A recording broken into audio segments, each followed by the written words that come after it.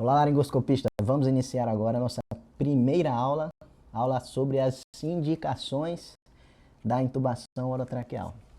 Procedimento que você vai dominar até o final desse curso, tenho certeza, vai ficar bem mais confiante, bem mais confortável para lidar com esse tipo de procedimento. Então vamos falar sobre os objetivos. Primeiro de todos, saber a importância e as consequências da intubação orotraqueal. Eu quero mudar um pouquinho a forma de você raciocinar em relação à intubação. A partir desse momento você vai ver de uma forma diferente. Vamos revisar as indicações clássicas de intubação e vamos começar a criar um senso crítico para aqueles casos limítrofes. Você vai pensar algumas vezes, avaliar e vai falar que aquele caso ali ele pode ser considerado um caso que vai demorar mais algum tempo para ser intubado, ou se você vai ter que intubar logo e resolver. Uma coisa fundamental é saber as contraindicações de alguma intubação, quais os casos que você vai até evitar de intubar. Por quê? Em alguns momentos é preferível você chamar ajuda, você levar o paciente para o centro cirúrgico e não tentar fazer aquela intubação sozinho, porque provavelmente é um caso difícil. Essa característica, juntamente com a aula de avaliação da via aérea, vai conseguir livrar você de várias cascas de banana que podem aparecer durante a sua jornada de trabalho e você vai evitar de se meter em alguns problemas, né? Aquela situação que você pensa, por que eu estou aqui trabalhando nesse fim de mundo e decidi intubar esse paciente, né? Quando você se arrepende de ter tomado essa decisão e bate aquele desespero. Vários colegas, na época que eu trabalhava em pronto-socorro, eles contavam essas histórias, né? Então a gente vai falar um pouquinho disso aí, na aula de avaliação das vias aéreas, principalmente. Aqueles casos que você vai pensar algumas vezes antes de intubar. E sempre, é uma característica desse curso aqui, a gente vai trazer casos clínicos reais, vídeos. Eu quero trazer um conteúdo audiovisual aí rico para sempre ser útil para a prática, é o principal. Falando um pouco sobre a etimologia, para que fique bem claro, né? Intubar é introduzir um tubo na traqueia de algum paciente, de alguma pessoa.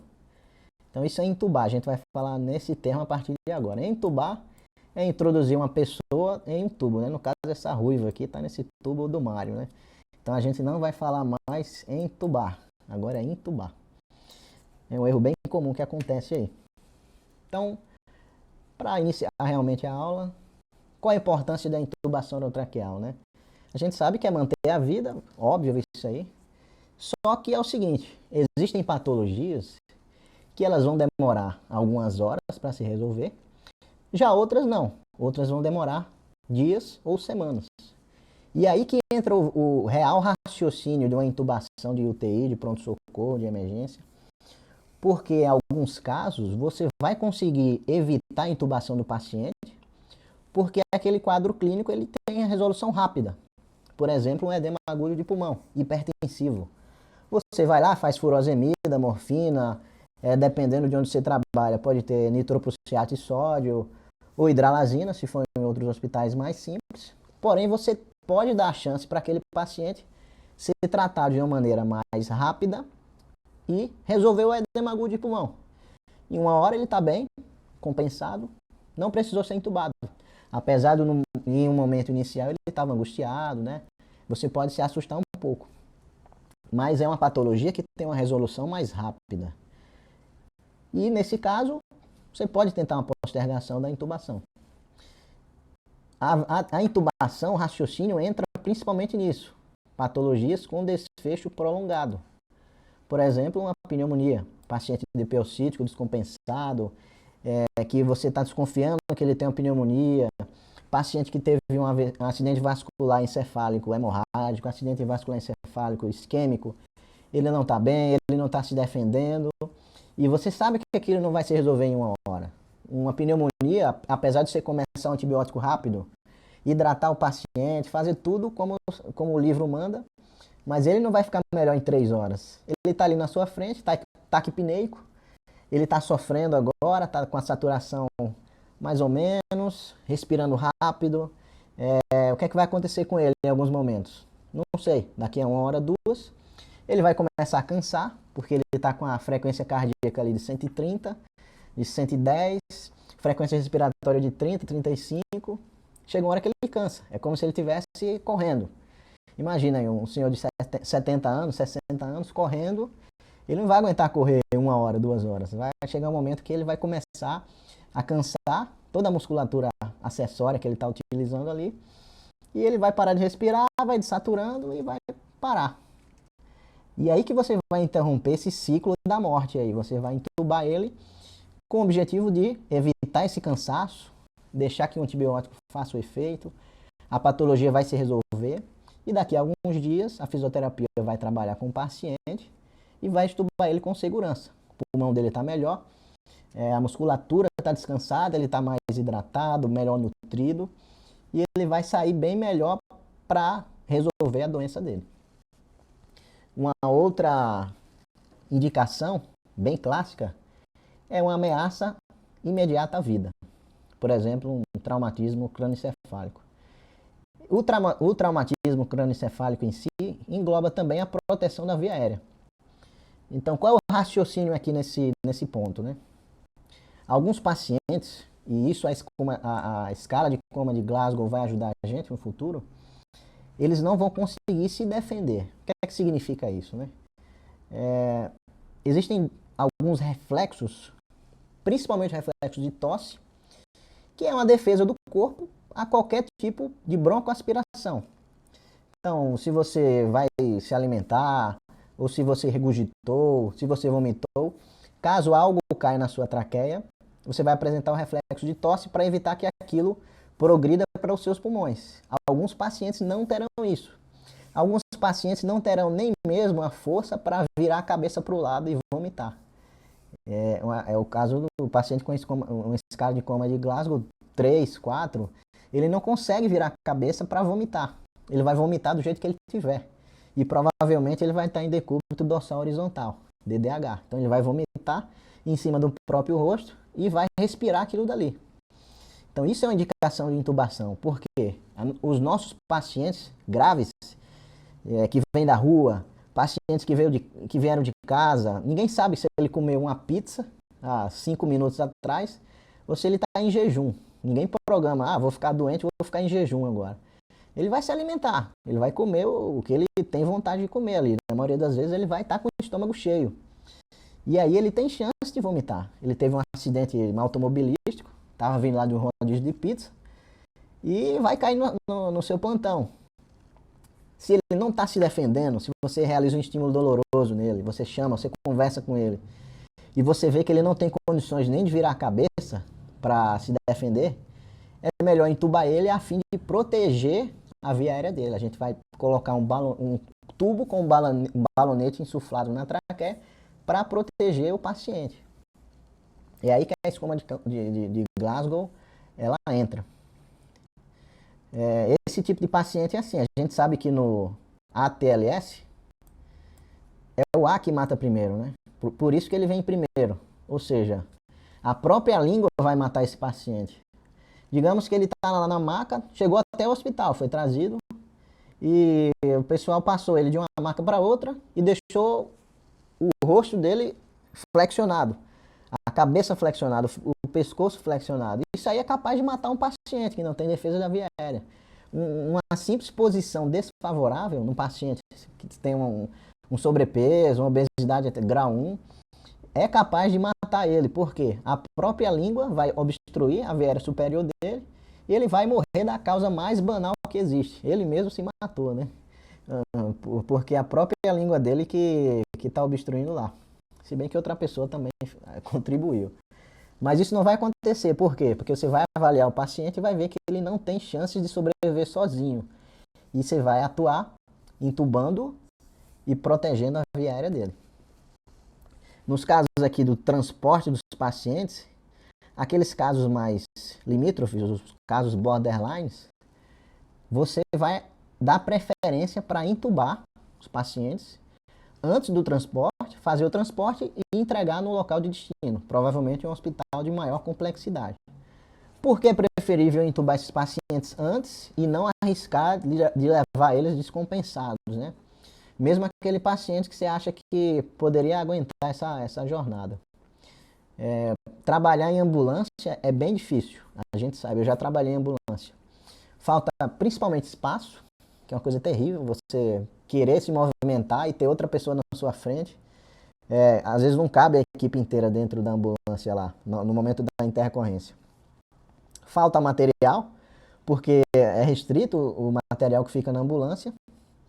E não tem as drogas necessárias, né? Você não tem todas as drogas que você tem no hospital. Então é um momento que você tem que estar bem protegido para evitar fazer procedimentos. Evitar fazer massagem cardíaca, evitar entubar o paciente. Você só vai fazer isso em último caso. Por isso que você vai entubar o paciente antes do transporte e levar ele de uma forma segura. Por vezes as pessoas podem achar que isso é um exagero. O paciente que você não entubaria numa situação de enfermaria, UTI, sala vermelha, mas como ele vai ser transportado, é mais prudente, é mais seguro, é mais garantido você entubar ele e levar com a sedação lá, ventilação, até mesmo no ambu, na bolsa e válvula máscara. Os protocolos do AT e do ACLS também incluem a intubação orotraqueal. A gente vai falar sobre isso aí, principalmente do CAB, que é do ACLS. A gente vai discutir um pouquinho sobre preciso entubar, preciso ventilar com máscara, qual é o melhor, o que é que eu devo fazer nesses casos aí. Fora tudo isso que a gente discutiu, existe uma cobrança pessoal, né? Existe uma pressão da classe médica também em relação à intubação orotraqueal. E a questão da autoafirmação, né? A gente sabe que nós somos a última barreira em relação à viéria do paciente.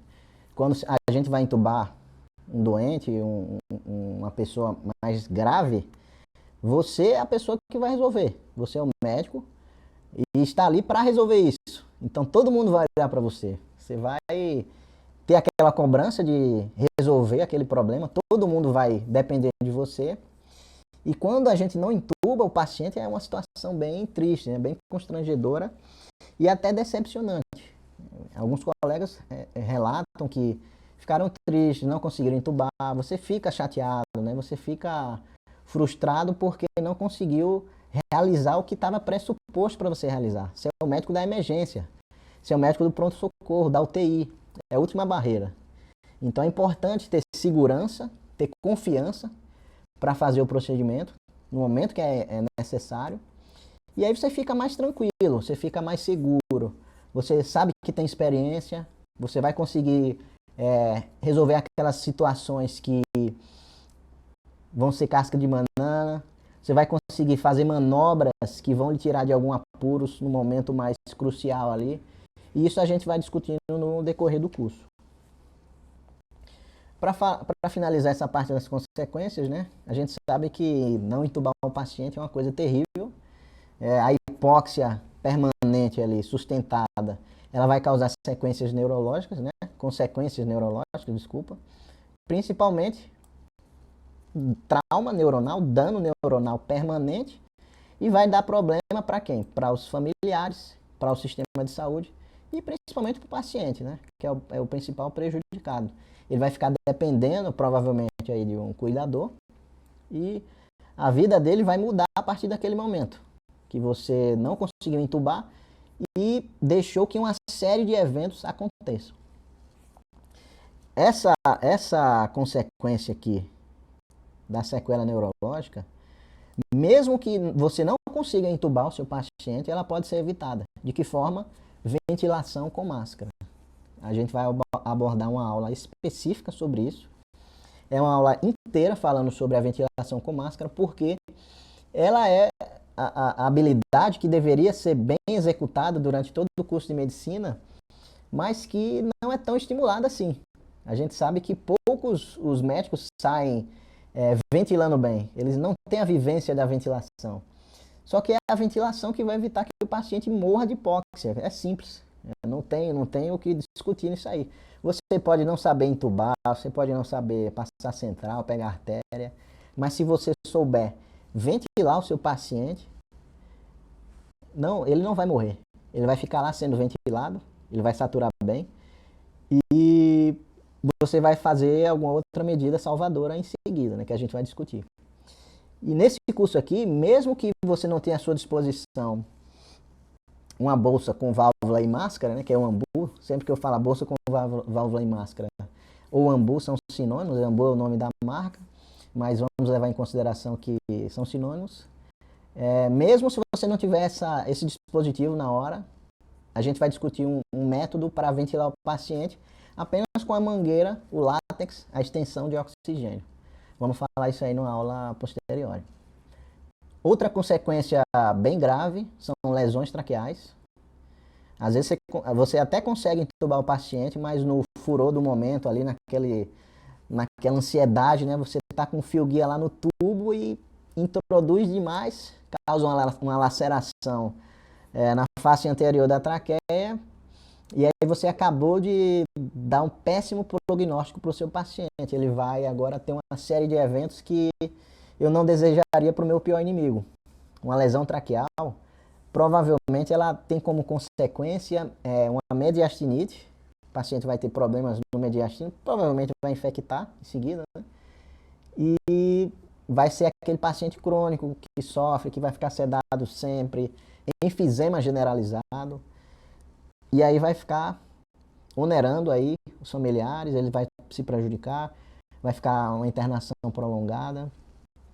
A gente vai bater muito nessa tecla do fio guia, até onde a gente deve introduzir esse fio guia.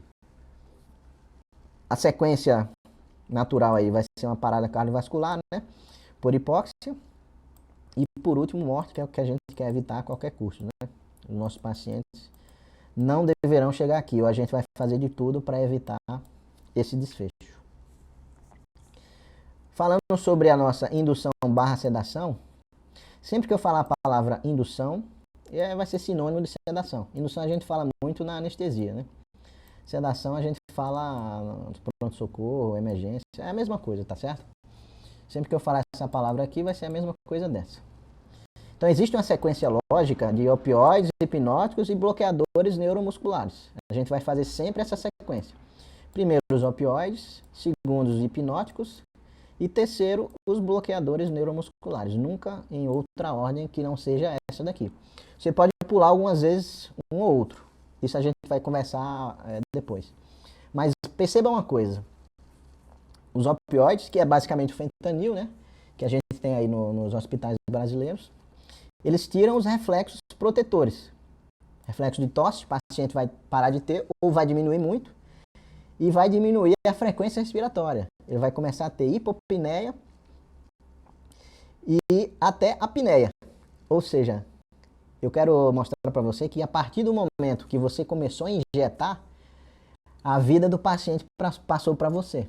A vida do paciente agora está nas suas mãos. E você vai cumprir o papel de resolver um problema que você causou para ter uma solução futura. Você vai tirar os reflexos dele para garantir a via aérea e que ele não morra. Só que nesse meio termo, ele vai ser seu, ele vai estar na sua mão. Então perceba que todas as três classes, elas causam prejuízo para o paciente, né? Elas matam o paciente se você não fizer nada, mas você vai entubar ele. Os hipnóticos causam perda da consciência, ele vai ficar inconsciente, já está sem os reflexos protetores, e por último você vai tirar os movimentos musculares dele, todos. Se ele quiser mexer qualquer músculo, ele não vai conseguir, porque agora ele está com a ação do bloqueador neuromuscular. Tudo isso aqui é para facilitar a sua intubação. A intubação vai ficar muito mais fácil quando você fizer essa sequência de medicações.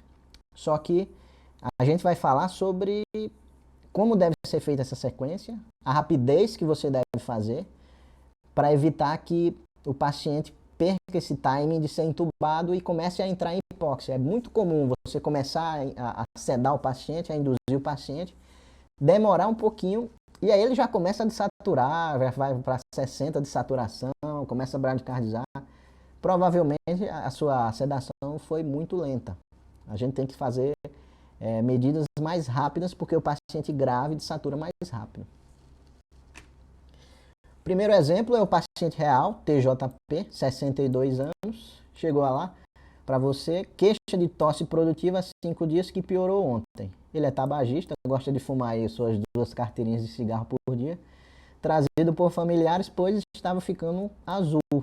Engraçado, né? O paciente está ficando azul, vamos levar para o hospital. Saturando 89% com CPAP, tá aqui o CPAP sendo aplicado. Nossa colega fisioterapeuta aqui. Você vê que a face dele é uma face bem angustiada já, né? E dispneia franca. Ou seja, o que é que aconteceu? Provavelmente ele tem uma pneumonia ou descompensação aí do DPOC, não vem ao caso nesse momento. Mas você vê, ele está com a suplementação de oxigênio, CPAP, que é uma ventilação não invasiva, porém saturando 89%, mesmo assim. Dispneico, não, nada mais resta do que entubar ele. Por quê? Ele não se deu bem com o CPAP, né? O CPAP não foi suficiente para aliviar aquele quadro dispneico e segurar o paciente até que a infecção se resolva. Não foi uma medida que ajudou de uma forma que ele vai conseguir respirar de forma confortável. Ele está taquipneico, ele está desconfortável e daqui a alguns momentos, não sei se vai ser meia hora, 1 hora ou 2, ele vai cansar. E aí ele vai começar a respirar mais devagar, ninguém vai perceber e ele vai parar. Só que isso não vai acontecer porque você vai intervir nesse paciente aí. Paciente sendo suplementado com O2 e dessaturando, taquipneico, provavelmente você vai ter que entubá-lo. Tá aqui o nosso amigo sem nome, caso real também, aproximadamente 35 anos, eu que chutei essa idade aí para ele aí, foi um paciente meu também. Trazido por unidade básica do SAMU, vítima de queda de moto, sem capacete, né? Excelente informação isso aqui, mostra que o prognóstico aí é bem sombrio. Tanto sem capacete quanto a ejeção do veículo, eles falam para você que o paciente pode ser potencialmente grave. Um cheiro bem característico de álcool, né? Devia estar tomando ali sua caninha 51. Confusão mental. E após a limpeza para a sutura, que estava acontecendo aqui na foto, né? Minha colega estava limpando aqui. O paciente se deitou nessa maca aqui, que não tem colchão, e não respondeu a estímulo doloroso no externo. Foi um estímulo que eu resolvi fazer nele. Eu realizei lá o estímulo doloroso e ele não realçou, não demonstrou nenhuma reação, né? Não virou a cabeça, não gemeu, não mexeu o braço, ou seja, provavelmente o que é que ele tem aí? Um TCE grave, ele está com o estômago cheio, no mínimo de álcool, né?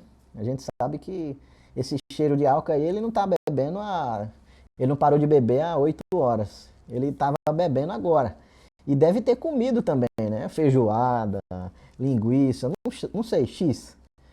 Mas o que é que está acontecendo? Ele não tem mais capacidade de se defender. É um estímulo doloroso, ele não demonstrou nenhuma reação. E aí, a qualquer momento, ele pode vomitar, regurgitar. Lembrando que o vômito é uma atitude ativa, ele faz força muscular para vomitar. E a regurgitação é passivo. O líquido apenas volta pelo esôfago sem necessidade de força muscular. Ou um ou outro vai cair na via aérea dele. Então ele precisa ser protegido. Esse paciente não tem capacidade de sobreviver a uma broncoaspiração, porque ele não vai se defender. E a gente vai ter que falar sobre a escala de Como de Glasgow, que engloba 3 parâmetros aí: abertura ocular, melhor resposta verbal e melhor resposta motora. Então vamos falar um pouquinho aqui. Se você fala com o paciente e ele já está de olho aberto, ou ele abre o olho quando solicitado, ele está muito bem. Você não precisa se preocupar com esse paciente. Se você conversa com ele, faz algumas perguntas, ele responde de forma adequada, ou responde meio sem muito sentido, mas está respondendo ao que você solicitou, ele está bem também, ele está falando, a via aérea está pérvia. E por último, se ele obedece a um comando que você pediu para ele levantar um braço, uma perna, ou se você faz um estímulo doloroso, ele vai lá e tira a sua mão, ele tira o braço dele frente a esse estímulo doloroso, você pode ficar despreocupado. Esse paciente, ele vai se defender. A partir daí, a gente fala sobre a indicação clássica de intubação orotraqueal, que é a escama de coma de Glasgow, menor ou igual a 8, ou menor que 9. Mesma coisa. O que muda aqui é apenas o sinal de igual, né? Então, se você fizer essa soma e der menor que 9 ou menor ou igual a 8, você está autorizado a entubar o paciente. Às vezes vai dar o 8 e você vai fazer um julgamento clínico. O paciente está limítrofe.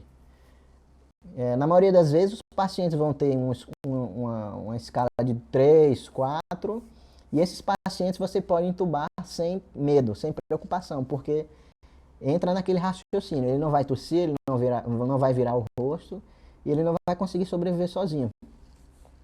Se você faz um estímulo doloroso e ele não responde, ele não abre o olho, ou ele não expressa nenhum som ou gemidos, mas como a escala dele está 3 ou 4. Então, é uma situação grave, é uma situação que merece atenção, é uma situação que merece uma intubação orotraqueal, porque é uma chance grande dele regurgitar e broncoaspirar. Para a gente revisar aqui, a retirada inespecífica da motora é quando você faz um estímulo doloroso em alguma parte do corpo do paciente e ele mexe em uma outra parte que não tem muito a ver. E ele não tem aquele reflexo de tirar o seu braço. Você estimulou a unha da mão direita, ele mexeu o pé, ele mexeu a outra mão. Mas ele não conseguiu localizar a dor, ele não conseguiu ir lá e tirar, ou ele tirou a própria mão. A decorticação tem a ver com uma atitude de flexão. Ele faz um movimento de contração muscular. E a descerebração tem a ver com a atitude de extensão. Essas duas mostram um prognóstico bem ruim cerebral. Então você pode fazer de uma forma rápida, ou com o passar do tempo você vai avaliando o paciente que está entregue, aquele paciente que está jogado, que está largado, que você fala com ele, ele não responde, que você faz um estímulo, ele não faz nada. Esse paciente está na sua mão. Você vai ter que defender ele. Vamos lá, mais um caso. MR, 29 anos, caso real também. Diagnóstico de linfoma há 30 dias, a gente vê aqui nas fotos, né? Tá cheio de linfonodo megalias aqui também. E piora progressiva de dispneia há 3 dias. Caquético, você vê que ele está bem consumido, né? Uma radiografia de tórax com infiltrados bilaterais pulmonares. Desconforto respiratório, mas ele disse que está bem. Está respirando lá com 40 incursões por minuto. Ele fala, não, eu estou tranquilo. E vai falando com você e parando para respirar, né, nesse ínterim aí. O que é que a gente vai pensar aqui? É uma neoplasia, é uma doença infiltrativa, o pulmão dele está tomado de câncer, né? E isso não vai se resolver em algumas horas. Você não tem nada que você possa fazer nesse momento para resolver esse problema. Daqui a alguns minutos ou horas, ele vai cansar, ele vai falar que está começando a ficar cansado. E você vê que ele não tem reserva muscular, né? Para sustentar esse exercício físico que ele está fazendo, que é respirar. Vai chegar uma hora que ele vai parar de respirar. Então você vai ter que intervir nesse caso também. É um caso bem clássico para ser entubado. JJS, 58 anos, chegou para você com edema de membros inferiores. DPN, né, que é a dispneia paroxística noturna, há 10 dias. O que é isso? Ele acorda à noite com falta de ar. Tá dormindo lá, tranquilo. Quando dá 3 da manhã, ele acorda achando que jogaram um balde de água na cara dele. Isso é o quê? O pulmão enchendo de líquidos. Ele tem hipertensão e diabetes, comorbidades bem sugestivas aí para ajudar a gente. Toma carvedilol e captopril. Chega a ser o serviço em franca dispneia, frequência respiratória de 35. E a ausculta dele com crépitos. Então, o paciente, você vê a foto que ele já tem edema de membro superior, né? Provavelmente um ICC, cardiopata. E esse caso aqui entra naquilo que a gente conversou. Eu consigo resolver esse problema rápido? É uma patologia que dá para ser resolvida rápida? Um ICC descompensado, um edema agudo de pulmão hipertensivo que dá para tratar rápido? Não preciso me assustar. Eu vou tentar tratar ele. Ele tá bem agora, eu vou suplementar o 2, monitorizar, começar a fazer as medidas para ICC descompensada, furosemida, morfina, hipotensores, e aí a gente avalia. O paciente melhorou, o paciente está se sentindo melhor, melhorou os parâmetros, está com os crépitos diminuindo, ótimo, não vou precisar entubá-lo, porque é uma patologia que está se resolvendo rápido. Caso ele não melhore frente a essas medidas, o que é que pode estar acontecendo? Ele pode estar infartando também. E isso vai demorar algum tempo para se resolver. Ele não vai curar o infarto ou vai remodelar o coração dele em algumas horas. E se ele vem piorando, mesmo com as suas medidas, é mais prudente entubar ele. Então esse caso aqui vai depender da sua avaliação clínica e da resposta do paciente frente às aquelas medidas iniciais que a gente discutiu. Então, esse slide aqui das indicações, eu trago alguns parâmetros objetivos, que são esses daqui, parâmetros numéricos. A gente até agora discutiu essa fadiga respiratória presente ou futura, né? Que são as situações que demoram a se resolver. E aqui entram os parâmetros numéricos, parâmetros objetivos. Aqui falha de outros métodos, por exemplo, uma VNI, um CPAP que você fez lá, um BIPAP. E caso você fez uma gasometria no paciente, ele está com a PaO2 menor que 60, ou saturando menor que 90%, não significa que você vai ter que entubar ele, mas é mais um dado a favor da intubação. O paciente que tem a PaCO2 maior que 45, não significa que você tem que entubar, mas é mais um dado para você juntar ali no quadro clínico, mostrando que ele está começando a reter CO2. Que ele está começando a ficar cansado, que a respiração dele já não está nem suficiente para exalar o CO2 ali em excesso. E aí entra também o julgamento clínico seu. Eu sei que meu paciente ele é DPO-cítico, ele é um retentor crônico, talvez na casa dele lá o PaCO2 dele é 42, ele está com 45 agora. Ele está bem, está respirando tranquilo, um leve desconforto, vou colocar uma VNI, eu vou colocar um catéter de O2, uma máscara de Ventura e ver como é que ele fica. Então a gente tem que avaliar bem os parâmetros objetivos. Eles são apenas uma ferramenta a mais para você tomar uma decisão. Esse aqui é o que eu considero mais importante, né, que é a frequência respiratória alta. Aqui está 30, mas você vai ver frequências respiratórias de 40, 50 no paciente adulto. Isso preocupa. Entra naquela questão do cansaço, né? Ele está cansado, ele está respirando rápido, ele está se exercitando para respirar. E um senhor de 60, 70, 80 anos não vai aguentar ficar fazendo esse exercício aí por muito tempo. Vai chegar um momento que ele vai entrar em fadiga respiratória. Paciente real também, caso clínico meu, MGF, 55 anos. Ela é hipertensa, tabagista. Foi trazida por familiares um dia após uma cirurgia plástica, veja só. Ela começou a sentir uma coceirinha na garganta, né, pelo corpo. Você vê que ela está toda cheia de urticária, corpo inteiro vermelho. E essa informação aqui, coceira na garganta, imediatamente deve acender aí uma luz, deve tocar um sininho na nossa cabeça. Porque isso dá indícios de edema de glote. A gente vai ter fotos aí no futuro mostrando como é que fica a anatomia lá da região. Adiantando, fica horrível. Se você não intervir a tempo, a anatomia da região orofaríngea, laríngea, ela vai ficar toda distorcida e para entubar essa paciente vai ficar muito difícil. Então, no exame, né, estridor respiratório e confusão mental. Então aqui a gente vai falar sobre essas duas características. O estridor respiratório ele tem a ver muito com esse edema de glote. As cordas vocais, a glote, ela fica toda edemaciada. E o paciente apresenta isso com rouquidão, com estridor, que é um som a inspiração.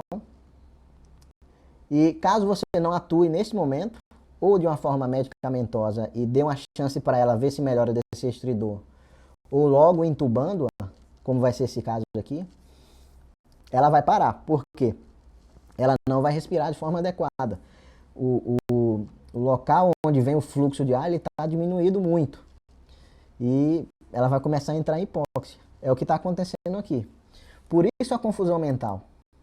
A gente vai encontrar alguns pacientes na nossa vida que o grau de hipóxia vai ser tão elevado, ele está desaturando, ele está retendo CO2, que o paciente ele fica confuso, ele fica meio maluco ali, porque ele está hipoxêmico, ele não consegue raciocinar.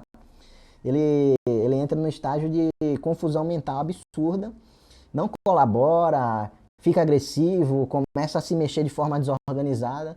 Isso aí significa que ele está entrando naquele grau de fadiga respiratória, ou então de obstrução das vias aéreas superiores, como é esse caso aqui. E a hipóxia cerebral causa confusão mental. Isso aí, então, é um sinal de alerta para a gente fazer a intubação da paciente. A mesma coisa também se aplica naqueles pacientes vítimas de explosões ou queimaduras de vias aéreas superiores. Então, se ele tem uma história de uma explosão num lugar fechado, ou se ele estava presente em um incêndio num lugar fechado e chega com estridor, queimaduras aqui na região do nariz, escarrando substâncias carbonáceas, é uma outra indicação de intubação, porque a via aérea dele também foi queimada. E depois de algum tempo, ela pode edemaciar e você vai querer intubar ele e não vai conseguir, porque está tudo distorcido lá. Entra também nessas características aí da obstrução da via aérea superior. Então, olhando esse paciente aqui, ó, você vê que ele é um paciente largado, né? Aquele que a gente conversou. Ele está entregue aqui. Colocaram um coxinha aqui, ó a posição dele. Você vê que ele não tem reação, ele não tem nem tônus muscular. Só de ver essa foto, só de olhar esse paciente, você vê que ele merece ser intubado, porque ele não vai ter defesa nenhuma. Ninguém sabe o que é que tem aqui no estômago dele. E isso que está aqui pode matar ele. Uma posição errada que ele fique pode matar ele. Aqui está sendo feito um jaw thrust nele. Essa manobra aqui também é bem dolorosa. Se você vai desobstruir a via aérea de um paciente, você faz essa manobra e ele não tem nenhuma reação, é um estímulo doloroso que você está fazendo e o Glasgow dele aqui é 3. Então você pode intubar ele sem problema nenhum. Está aqui o que a gente conversou, Glasgow menor que 9, transporte, anafilaxia e queimadura das vias aéreas. Resumindo, pacientes não responsivos, pacientes largados, pacientes entregues vão ser intubados, pacientes em morte iminente, ele está numa dessaturação, ele está numa hipoxemia tão grave que está com uma confusão mental, ele já não está respondendo mais, ele está hipoxêmico, ele está cianótico, merece ser intubado também. Entra a avaliação pessoal, que a gente conversou, né? E os parâmetros objetivos por último, porque eles não vão determinar nada, eles vão ser apenas um dado adicional para florir mais aquele seu caso clínico, e você vai usar esses parâmetros objetivos ao seu favor, para intubar ou não intubar o paciente. Esse aqui é um caso clínico real que eu trouxe para mostrar sobre esse aparelho, chama Autopulse. É um aparelho para massagem cardíaca, no hospital que eu trabalhei.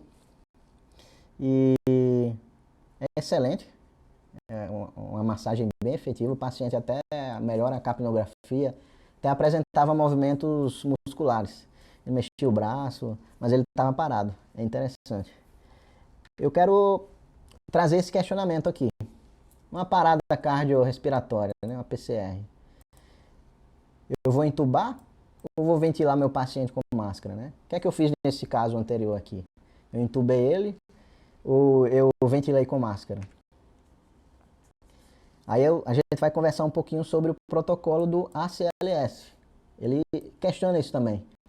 Intubo ou ventilo meu paciente com bolsa máscara, né? Que seria o AMBU, dando um parênteses aqui, que é o nome da marca, mas a gente conhece popularmente como AMBU.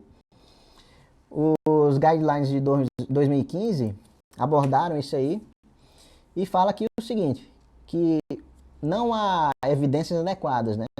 Evidências inadequadas para mostrar uma diferença na sobrevivência ou desfechos neurológicos favoráveis entre intubar e ventilar com bolsa e máscara.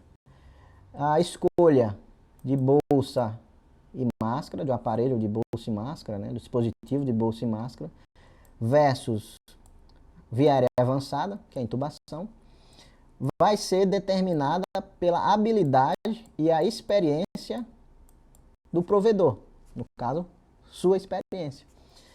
A gente sabe que a nossa maior experiência é com a intubação, mas isso é bem particular, depende do médico, né? Às vezes você tem mais experiência em ventilação, não tem problema, com bolsa e máscara. Às vezes você é mais confortável para entubar o paciente. Às vezes você tem mais fácil um laringoscópio e um tubo. O pessoal da enfermagem nem sabe onde é que fica o ambu. Acontece isso. Às vezes o paciente já estava sendo ventilado pela fisioterapeuta. Então, varia. Você vai ter que pesar na hora lá o que é mais fácil, o que é mais rápido e o que você se sente mais à vontade para fazer naquele momento lá da parada cardiorrespiratória. Isso é do ACLS. E aí eu fiz uma tabelinha para comparar. Vamos começar um pouquinho aqui. O que é melhor da bolsa e máscara laríngea também está incluído, e a intubação. Na bolsa e máscara, existe o risco de regurgitação. O paciente está sem proteção definitiva da traqueia. Ele não tem um tubo com um balonete lá na traqueia. Então, se você ventilar de uma forma inadequada, com muita força, muito volume corrente, muita frequência, é possível que o conteúdo seja regurgitado. Já na intubação, não. Você tem a via aérea protegida durante toda a parada cardiorrespiratória. Porém, a ventilação com bolsa e máscara, geralmente você consegue dar oxigênio mais rápido para o paciente, porque só é pegar o dispositivo, montar e você já está dando oxigênio. A intubação pode retardar a ventilação, isso é comum. Às vezes a gente está com uma parada cardiorrespiratória e vai ter que preparar o equipamento da intubação, o laringoscópio, vai pegar o tubo, vai colocar o fio guia. Isso tem um certo atraso em relação à ventilação com bolsa e máscara. Há dados, há estudos que mostram isso aqui, ó. Geralmente a bolsa e máscara, você tem mais compressões comparando-se com a intubação. Por quê? Isso aqui é fundamental. Isso aqui é o que vai definir o desfecho da maioria dos nossos pacientes. Frequentemente estão associadas as paradas nas compressões durante a intubação. A gente tende a tentar intubar o paciente e focar no ar. Só que a gente está aqui no ACLS, primeira compressão. Não tem motivo de parar as compressões para intubar o paciente. Então, o maior erro nesse momento aqui é parar a compressão em detrimento da intubação. Não se deve parar as compressões. Você vai tentar intubar o paciente sendo realizadas as compressões. Caso você não consiga, é preferível ventilar ele com bolsa e máscara do que tentar ficar intubando e mandar parar as compressões. A bolsa e máscara e a intubação necessitam de treinamento, os dois. E a gente sabe que a maioria dos médicos eles têm mais treinamento na intubação. Quanto de treinamento é necessário, né, para a gente dominar a intubação e a ventilação? É um questionamento interessante. Eu trouxe esse artigo aqui da Anesthesiology, 2010. Ele fala sobre as curvas de aprendizado da ventilação com bolsa e máscara e da intubação orotraqueal. O estudo ele foi feito com internos de medicina e comparou o índice de sucesso da intubação e da ventilação em 80%. Ou seja, eles contaram quantos procedimentos foram necessários para chegar no índice de sucesso de 80% da intubação e da ventilação com bolsa e máscara. Para ventilação com bolsa e máscara, foram necessários 25 procedimentos para chegar naqueles 80% de sucesso. Já para a intubação foram necessários 35 procedimentos. Então perceba que ventilar com bolsa e máscara é mais fácil, você precisa de 25 procedimentos, de acordo com esse estudo aqui. E para intubar você precisa de 35 procedimentos para chegar nos 80%. Mas perceba, mesmo assim, não é fácil ventilar com bolsa e máscara. Você precisa treinar também. No nosso curso prático, é comum ver os pacientes manequins, né? Ver eles sendo ventilados de uma forma meio displicente. Você vê que aquela pessoa que está ventilando ali, ela não sabe ventilar com bolsa e máscara. O paciente ali, ele não estaria sendo ventilado se fosse um paciente real. Ele estaria desaturando. E você vê que o nosso preparo da medicina, ele deveria focar muito nisso, mas é uma falha que existe. A gente vai conversar muito sobre isso aí na aula de ventilação. Um outro artigo aqui do Jornal Internacional de Medicina de Emergência, foi de 2013. Também fala sobre essas curvas de aprendizado, no caso aqui para paramédicos. Tem um gráfico bem interessante, ó. Eles falam que a partir do 13º procedimento de intubação orotraqueal é que a sua curva de aprendizado ela começa a crescer. Até então você está se acostumando ali com o laringoscópio, aprendendo a manusear ele, conhecendo a anatomia do paciente. E depois do 13º paciente, essa curva começa. Aqui, quando você chega por volta do 30º procedimento, você consegue intubar os seus pacientes com 87% de sucesso. Então, veja, para esse estudo aqui foi 30 pacientes, 30 procedimentos. No estudo anterior foram 35. Então, vai girar por volta disso aí. Para intubar com um índice de sucesso bom, você precisa de 30 a 35 pacientes ou procedimentos. E agora eu vou trazer alguns trabalhos falando sobre se os pacientes sobrevivem mais, se eles são intubados mais rápido, ou se eles sobrevivem mais, se eles são ventilados mais rápido, com máscara e bolsa. Esse artigo aqui vem da Resuscitation, 2010, e fala justamente sobre isso aí. O tempo para o início da viária invasiva e o desfecho da ressuscitação. Então, esse estudo aqui, ele analisou 25.006 casos, uma quantidade bem expressiva, e viu o seguinte, que o tempo médio para o paciente ser intubado foi de 5,9 minutos. E esses pacientes que foram intubados mais cedo, eles tiveram uma chance maior de sobrevivência nas primeiras 24 horas. Essa chance foi de 6%. É uma chance discreta, mas é uma chance superior aos pacientes que não foram intubados tão rápido. O OR aqui deu 94, 0,94, e o intervalo de confiança 0,89 a 0,99. Então, esses 6% foi a vantagem que esses pacientes tiveram na sobrevivência em 24 horas. Um outro estudo da Critical Care, de 2011, também fez essa comparação. A via aérea supraglótica versus a intubação orotraqueal. Esse trabalho aqui, ele já analisou um desfecho mais prolongado. Ele analisou 1 mês de sobrevivência com um desfecho neurológico favorável. Não adianta o paciente estar 1 mês depois vivo, mas ele está em estágio vegetativo. Eles analisaram aqueles casos que tiveram desfecho neurológico favorável. Quantos pacientes foram analisados? Foram 1.679 pacientes que foram intubados e 3.698 que receberam dispositivo supraglótico. Nesse caso aqui foi uma máscara laríngea, mas a gente pode transpor isso também para a ventilação com máscara, que são dispositivos que não são a intubação. Então, o resultado final foi que os pacientes que foram intubados, que tiveram a via aérea definitiva estabelecida mais cedo, eles tiveram uma chance maior de ter um desfecho neurológico favorável e de sobreviver mais. No caso desse estudo aqui foi de 0,91. O intervalo de confiança é de 0,88 a 0,95. Então, esse 0,91 aqui mostra que os pacientes que foram intubados mais cedo, comparando-se com aqueles que foram ventilados mais cedo, tiveram 9% de chance a mais de sobreviver 1 mês depois com o desfecho neurológico favorável. O nosso estudo anterior mostrou que foi 6%. E aí, agora em 2016, saiu no JAMA, que é um paper bem conhecido, né, bem potente aí em termos de publicação, fazendo essa mesma comparação.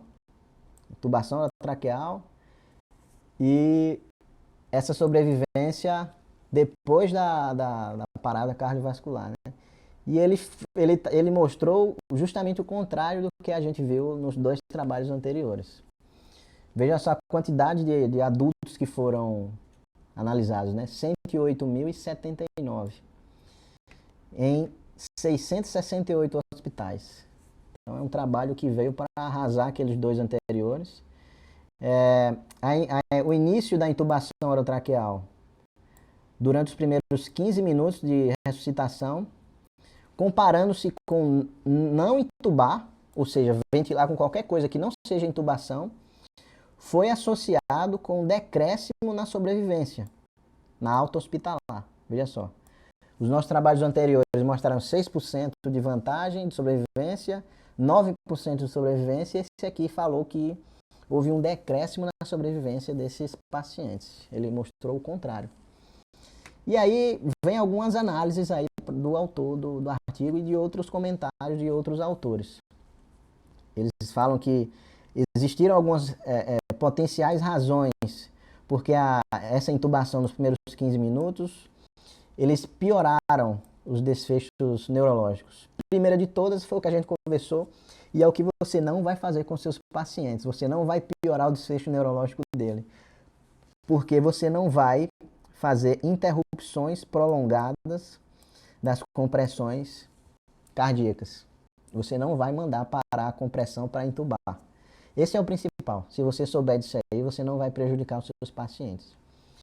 Um outro ponto aqui é hiperventilação e hiperóxia. De que forma isso é feito?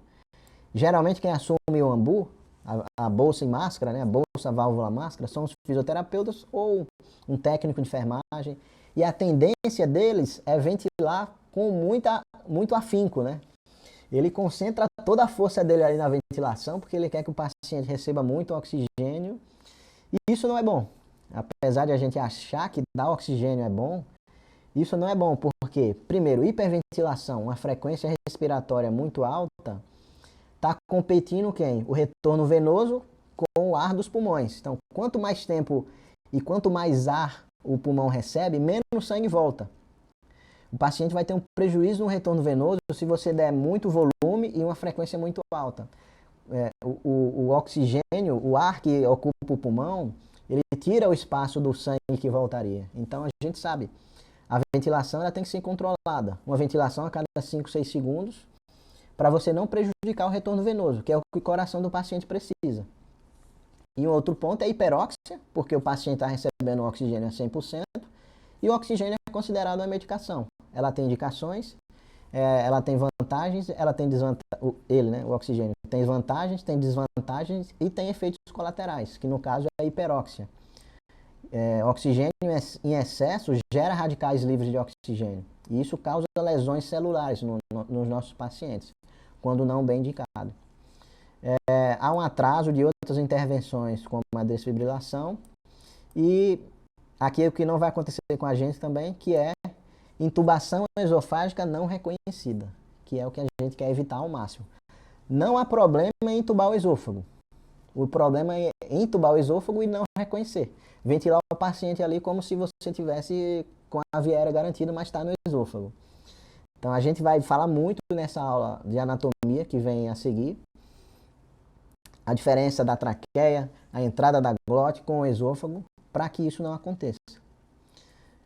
10% dos pacientes estavam no departamento de emergência e aí ele deixa uma mensagem final particular dele, na prática dele, né, na experiência dele, durante a parada cardíaca, que o paciente não está entubado, ele foca na perfusão coronária e cerebral.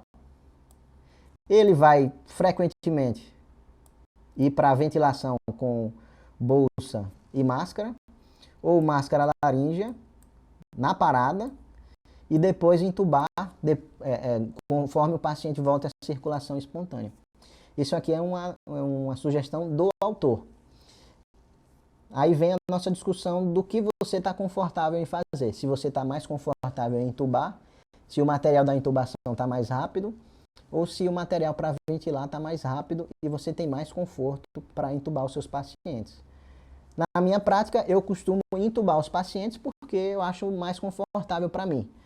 Não cometo o erro, que é o erro fundamental, que prejudica o desfecho dos meus pacientes, que é mandar parar as compressões. Então, naquele caso lá que a gente viu no começo, né, paciente do alto pulse, que estava sendo massageado lá, Eu entubei ele durante as compressões, não pedi para parar e foi se resolvido a relação da via aérea lá. Então fica essa avaliação que você deve fazer entre entubar, se você está mais confortável, e creio que seja essa a opção, ou ventilar com máscara, também não tem problema, bolsa e máscara. Esse slide ele fala sobre não se arriscar, né? São aqueles casos que a gente vai olhar e vai fazer uma cara feia, porque se você olha esse paciente chegando no seu atendimento, na sua UTI, e você vai conversar com ele, ele não consegue mexer o lábio dele está preso, né? Está congelado, está fibrosado. Provavelmente ele teve uma radioterapia aqui nessa região, uma lesão, qualquer coisa que fez essa cicatriz estenótica, e aí você não vai conseguir entubar ele nunca. Se você inventar de sedar ele, induzir, você acabou de cometer um erro. O que é que você faria nesse caso aqui? Chamaria um cirurgião, levaria o paciente para o centro cirúrgico. A intubação dele poderia ser feita com fibroscópio, né? Eu como anestesista já vejo essa entradinha aqui como a entradinha do fibroscópio, intubaria ele, ou a gente faria direto aqui uma traqueostomia. Não é o que eu quero discutir aqui nesse caso. Pode ser feito algumas coisas. O que eu quero discutir para você é olhar alguns casos e pensar algumas vezes antes de entubar. Outros você vai ter certeza que você não vai entubar, porque você vai criar uma cilada para você mesmo.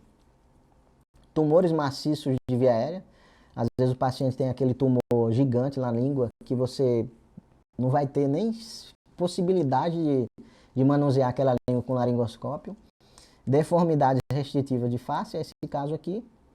Existem pacientes que sofrem queimaduras na face e cola o queixo com o pescoço, também é uma deformidade terrível.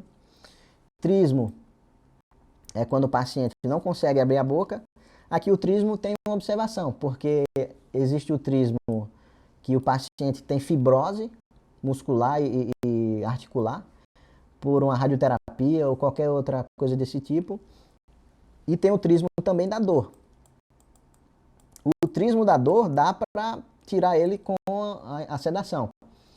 O opioide, o hipnótico e o bloqueador neuromuscular. Ele não está abrindo a boca porque está doendo. E aí, nesses casos, dá para entubar o paciente. Já o trismo da radioterapia, há uma real fibrose na articulação. Então, você não vai conseguir entubar ele. O grande abscesso faríngeo, isso tem que ser um grande abscesso faríngeo. Ele é perigoso porque na região lá do pescoço, se tem uma massa aqui de pus, e você vai entubar ele, caso esse pus seja a face do abscesso esteja em contato aqui com a cavidade oral para a região interna, na manipulação da laringoscopia você pode romper essa cápsula. E aí vai cair pus na cavidade oral do paciente, na traqueia. E eu já não vou comentar o que é que vai acontecer depois. Mas para isso o abscesso faríngeo ele tem que ser grande. Tá? Ele precisa ser um abscesso de grande monta. Existem abscessos que são pequenos, que estão mais voltados para a região externa da pele e não há problemas, porque ela não tem relação com a cavidade oral ou a cavidade faríngea do paciente. Aqui, ó, uma massa cervical bem pronunciada. Não se arrisque nesses casos também. Não se arrisque nos casos que o paciente tem uma macroglossia bem pronunciada também, bem generosa. Essa paciente também tem um aumento da língua, né, uma macroglossia. Então, nesse caso aqui, você não iria entubar, porque é um paciente que tem múltiplos fatores de risco para ter um problema grave. Até para ser ventilada, essa paciente aqui tem problemas, que se inclui aqui nos tumores cervicais gigantes. As lesões traqueais parciais entra aí como um problema sério também. Se o paciente já tem uma história de lesão traqueal, algumas vezes vai ter problema de ser entubado, porque ele pode ter estenoses na região da traqueia. E aí o conselho que eu dou é passar tubos de diâmetros menores. Eu já peguei paciente que teve lesão traqueal, paciente que passou muito tempo entubado também, isso é comum. Tem aquela estenose subglótica, né? E você vai lá com seu tubo 7,5 para um homem, tenta passar ele e sente uma resistência. E aí vem aquela dúvida mortal, né? Vou forçar aqui para entubar ele ou vou esperar um pouco? Não force. Não faça força generosa naquela região, porque é uma região muito sensível e é uma região que lesiona fácil também. O que é que você vai fazer? Você tentou passar o tubo, sentiu resistência? Para, ventila o paciente, solicita um tubo menor, um tubo 6, um tubo 5, um tubo 4,5 e assim você vai descendo. Eu já tive pacientes que comecei com 7,5, parei no 5,5 e consegui passar o tubo. Por quê? Estreitamento da traqueia. E o trauma extenso de face tem que ser um trauma bem generoso, um tiro de calibre 12, qualquer coisa que distorça toda a anatomia da região ali que vai prejudicar a sua intubação também. Mais uma tela preta aí, né? Colar cervical. O que é que a gente deve fazer frente ao colar cervical? Esse estudo aqui, ó, que saiu na Anesthesia, 1994, ele fala sobre o efeito da laringoscopia nas diversas formas da imobilização cervical. A informação mais importante aqui desse estudo, que analisou 50 pacientes, é essa daqui. Houve uma visualização muito fraca na laringoscopia, grau 3 e 4, em 64% dos pacientes que estavam com imobilização cervical. A gente vai discutir depois essa escala que vai de 1 a 4, sendo o 3 e o 4 as piores possíveis, mas eu quero que fique claro que o paciente com colar cervical tem 64% da sua laringoscopia ser horrível, de você passar aperto durante aquele momento lá. E aí, o que é mais indicado fazer? Né? O que é que você deve fazer naquele paciente que teve trauma, ele está confuso, ele não tem mais esse reflexo protetor e você vai precisar entubar ele? Qualquer alternativa dessa daqui que você pode fazer, a B, a C ou a D. Esse trabalho ele mostrou essas possibilidades, um ajudante ou dois vão estabilizar o pescoço do paciente e você vai entubar. Simples assim, você tira essas proteções aqui, todas essas proteções você tira, pode deixar a face posterior do colar e solicita que um ajudante faça o papel ali da estabilização. Uma sugestão minha é que o ajudante seu não fique nessa posição, porque é aqui onde você vai ficar, né? Você vai ficar aqui para entubar o paciente. Então, de preferência, que seja um homem, né? Aquele técnico que sempre tem no nosso plantão, que faz uma academia 3 vezes por dia, você pede para ele vir aqui, fazer a estabilização para você lateralmente e você vai entubar o paciente aqui. Crânio caudal. A sua visualização vai ser essa. Essa daqui eu não indico muito não, porque aqui é onde você vai querer estar. Então, para concluir a nossa aula de indicações da intubação orotraqueal, a grande lição que fica é essa. Saiba quando entubar o paciente, né? Por que você está entubando? Qual é o motivo que você está entubando? Que é aquela patologia que vai demorar para se resolver. Você vai ter que proteger o paciente, proteger de um cansaço, proteger de um vômito, proteger de uma broncoaspiração, de uma regurgitação. E a segunda grande lição é essa daqui. Não se arrisque. Você vai adquirir essa característica, né, de começar a ver as pessoas na rua e vai começar a avaliar as vias aéreas. Quando a gente passar a nossa aula de avaliação da via aérea, isso vai começar a ser automático. Meu amigo aqui ele é meio difícil de entubar, hein? Esse outro aqui é fácil. E aí você vai adquirindo esse tratamento, aí, essa experiência de avaliação. E existem os casos bizarros que a gente conversou e você não vai sedar esses pacientes para entubá-los. Você vai chamar ajuda, você vai chamar o colega anestesista, o colega cirurgião e vai evitar de passar alguns apertos aí que você mesmo criou o problema. Então espero que tenha gostado dessa aula. Qualquer dúvida pode mandar e-mails, questionamentos, eu vou responder o mais rápido possível e vamos dar prosseguimento ao curso com a nossa próxima aula. Grande abraço, seu amigo Thiago.